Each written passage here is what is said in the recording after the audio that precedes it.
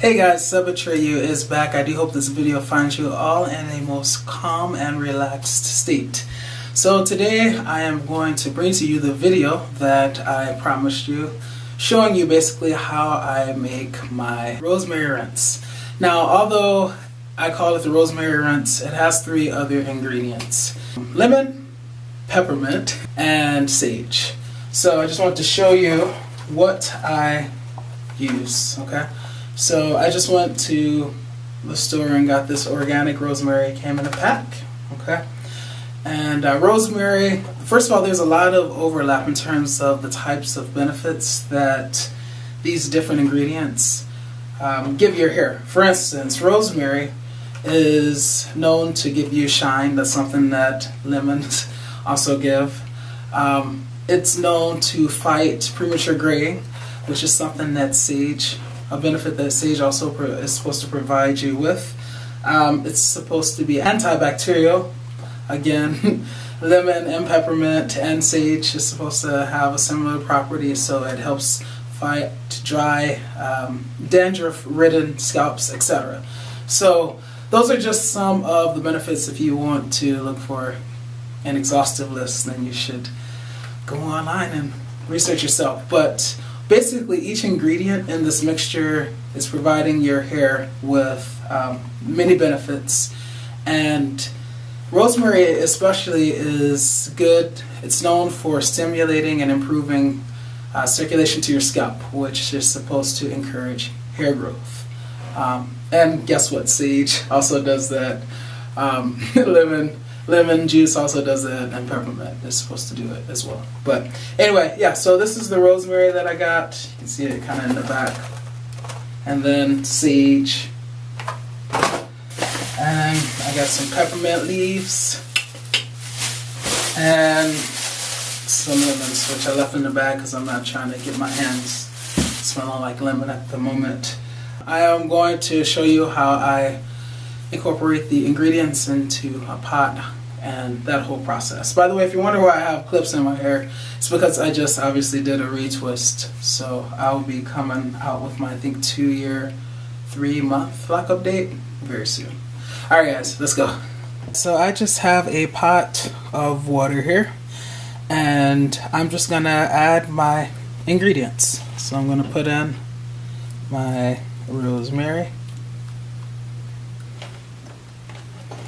Get all the little stems. Okay.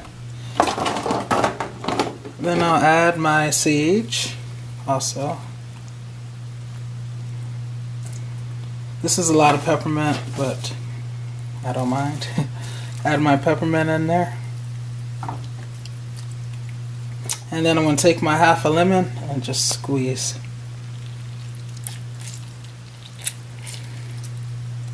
This lemon and the peppermint has your hair smelling so incredibly good, but the lemon really gives it a nice shine, you know, the oils that come from it. Okay.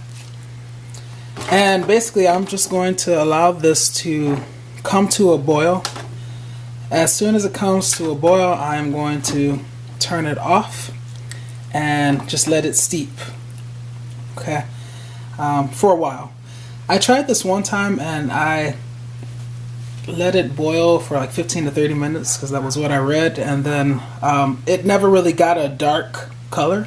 So I think, you know, the extraction of those oils and nutrients that are coming from these plants and stuff, it really happens during the steeping process. So basically, you know, they say boil it from 15 to 30 minutes. Obviously, it depends on how hot your fire is and how quickly your mixture comes to a boil. But basically, once it comes to a boil, as soon as it comes to a boil, turn it off and just let it steep. Alright, so as you can see, it's starting to get a little bit hot. It's not quite boiling yet, but if you want to check the liquid, see how it's not, I mean, it's still pretty clear, right? It hasn't really darkened from the ingredients. So, you know, it's not ready in terms of application to your head. You know, it needs to come to a full boil, and then it needs to steep for a while, come to room temperature, and then we will notice at that point that the liquid will be significantly darker than what it is. Alrighty people, it is clearly boiling now, and notice the color is not super dark, right? So I'm going to turn this off. I love how you can like immediately see the fire being removed, evidenced by the lessening of the actual boiling. And I'm going to let this steep, and it will for sure darken with time. So I'll check in a bit. I wish you guys could smell this, by the way. That sage and the rosemary smell amazing. Alright, it's time to wrap up this process. So I have my strainer here, and I have my container that I'm going to pour my rinse into. And here is the pot with the ingredients and the liquid. I did use some already, so that's why it's kind of lower, but I just pour it in here like this. You see how you can already tell that it's a darker color? Okay. And just let it drain.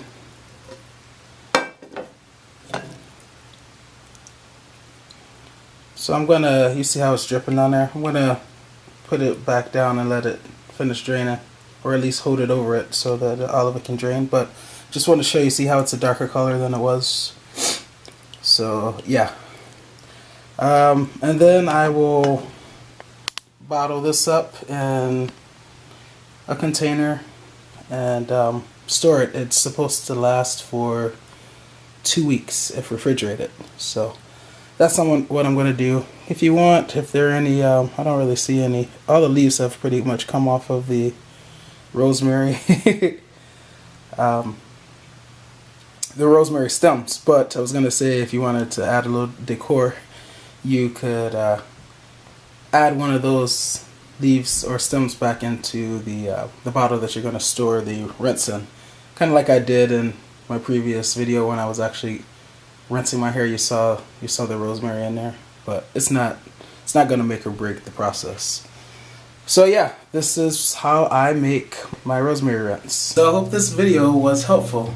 You guys will have to drop down below in the comments section and let me know if you use this rinse, how it felt, or if you use a similar rinse.